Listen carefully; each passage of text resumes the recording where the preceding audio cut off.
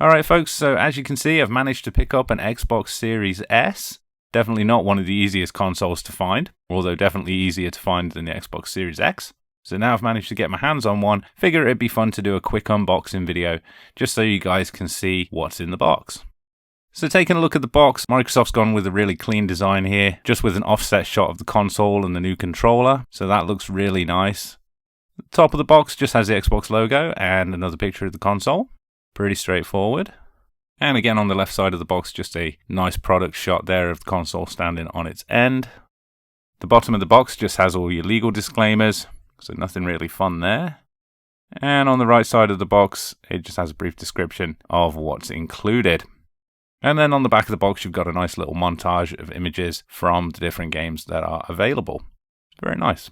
So let's cut these seals real quick and take a look at the console itself. I will say, and I'm not sure if you noticed as I was flipping the box around, but Microsoft went the Apple route of having peelable stickers to make it easier to access the box, although I did try and do that right before I started filming, and it actually started to rip the box, so I decided that I was going to cut the stickers instead.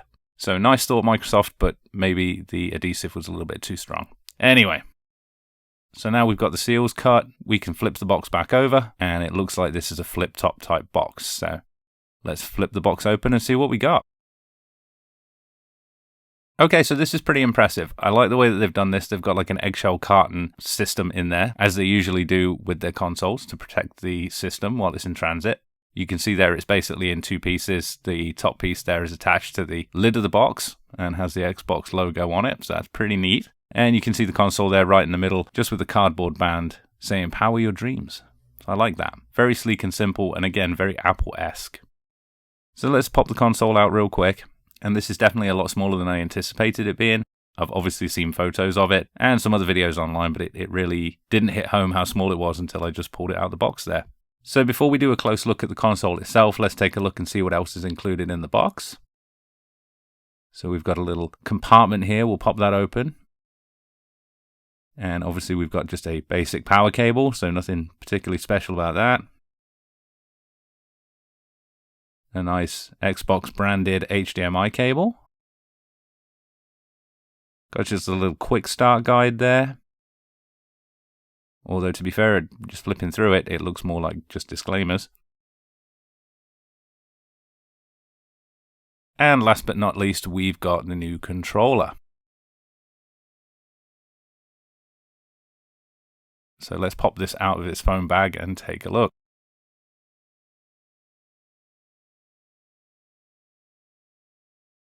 So the controller looks very similar to the previous Xbox One controllers. Obviously the design's not changed too much.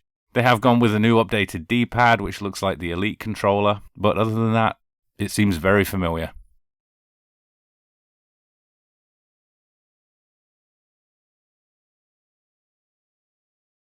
Okay, so that's everything that's in the box. And let's move some of this packaging out of the way and take a look at the console itself. Okay, so as I mentioned before, it just comes in a basic foam wrap, as you would expect from any of the new consoles, to be honest, with this little cardboard sleeve, which again is kind of a nice touch. So let's flip this over real quick and pop the tape on here and have a look at the console.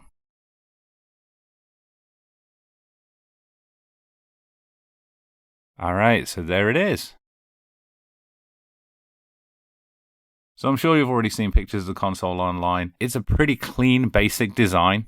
I'm not entirely sure why Microsoft decided to go with the black fan cover, but it definitely makes it stand out and make it look different from the Xbox One S. Looking at the front of the console, it's incredibly minimalist. Obviously, you've got the Xbox logo, which is the power button on the top right. You've got a single USB port and also the sync button. I actually quite like the way they've done the power and the sync button in black. It actually works really well with the design that they're going for, so I'm quite happy with that. Looking at the right side of the console, really not much to report, just vents.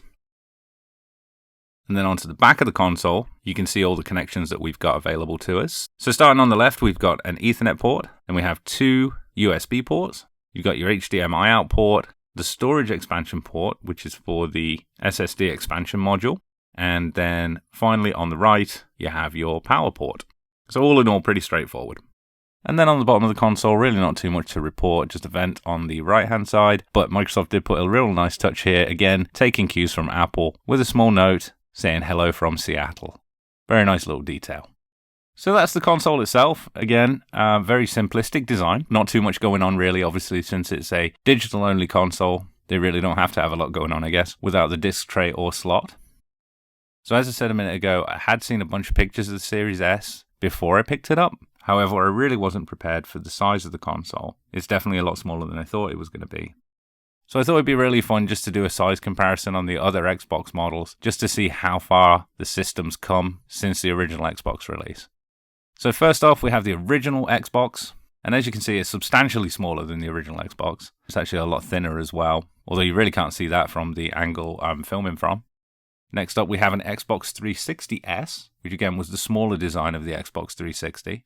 And you can see here the width of it is almost exactly the same as the Series S. And then we have an Xbox One X, which is obviously this console's predecessor. And you can see that the size difference is fairly dramatically smaller. Again, the Series S is just a little bit thinner when you look at its original height. Alright, so that's the quick unboxing of the Xbox Series S. I really like the way that Microsoft designed their packaging for this one. It's really clean and well designed, and as I've said before, very Apple-esque. It feels very premium. So I'll leave you now with a couple of close-up shots of the console itself, along with the new controller, just so you can get a closer look at some of the details. I hope you've enjoyed the video. If you have, please drop us a like and also consider subscribing. And also, don't forget to check us out on Twitter. Thanks for watching.